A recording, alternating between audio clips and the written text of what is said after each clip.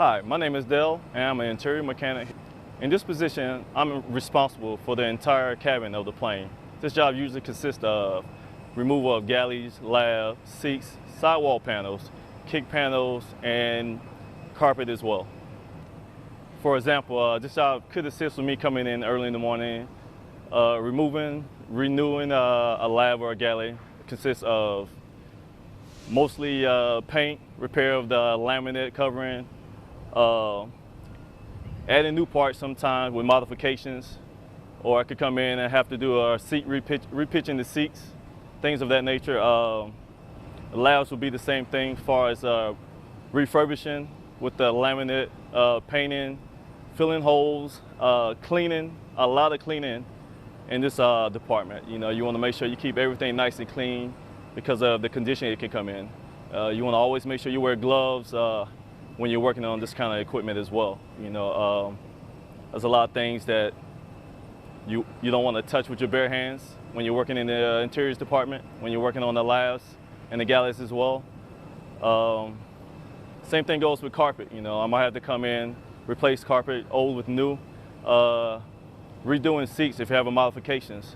Sometimes you have to come in and just put new mods in when it comes to the seats themselves. You know, if you got a new plane coming in, and sometimes they just want something new in the plane, you know, a new look, and we go in and refurbish that as well.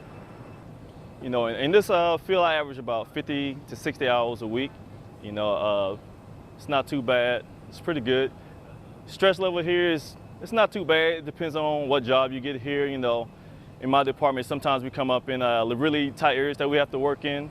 As far as removing lav tanks, you know, they're really tight spots, and I'm a pretty good sized guy, so that makes it a little difficult for me sometimes when it comes to doing my job, and that can be very stressful. If I was starting this job, I would really look into getting into some kind of technical school that could help you guys out with getting your A&P license, because that will really help you out and help you get through the process of moving up through the aviation field a lot faster as well.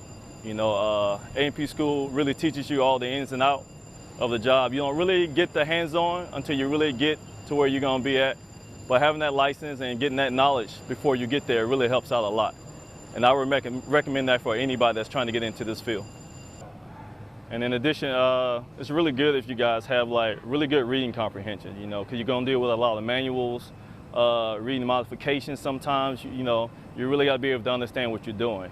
You know, you want to be able to use tools, good with your hands, and just willing to come in and learn, you know, put forth the effort. You know, a lot of kids come in and they work really hard, and it really pays off for them.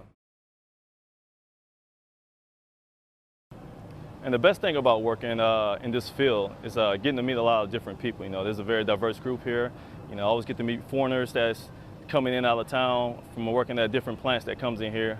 And just learning new things. You know, I'm always working on something different. I'm always getting a chance to tackle a new job, you know, a new modification that they need done. And that's really exciting to me.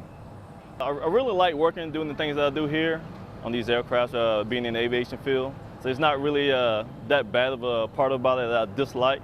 But if there was one that I didn't feel comfortable doing most of the time, it's working with the laboratory as far as dumping the wastewater and things of that nature. You know, that could be a really smelly job sometimes when you get down in there. And guys, to get into this field, you really do need to get your high school diploma.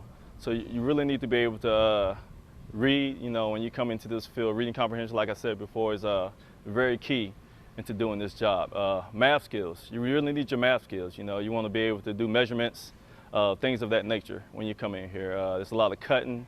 Sometimes you might get the weld, pop rivets and things of that nature, and you really need to know what you're doing here. I see a lot of young people that comes in here and they don't really take their job serious. You know, they're just here, and it seems like they're just here for a job, like they don't really want it.